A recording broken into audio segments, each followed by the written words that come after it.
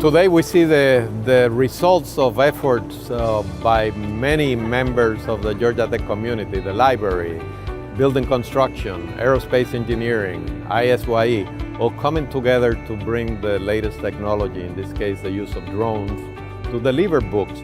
We knew that people were doing really interesting things on campus with drones.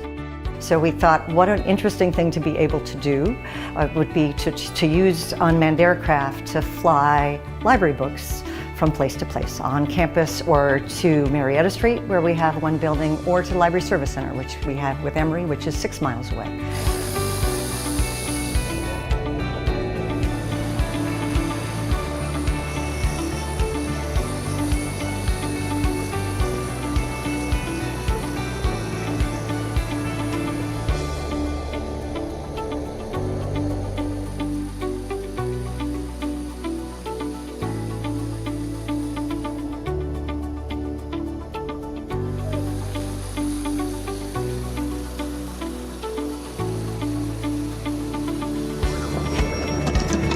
Okay, well, some good books for a change. Very good. No, excellent. Very good. I have not seen a copy of this for a long time. Well, the Library of the Future, or Library Next, as I like calling our project, is a gathering place. It's a place where people come together, mediated and helped by technology as much as necessary. Gives us an opportunity to actually actively support graduate research and faculty research.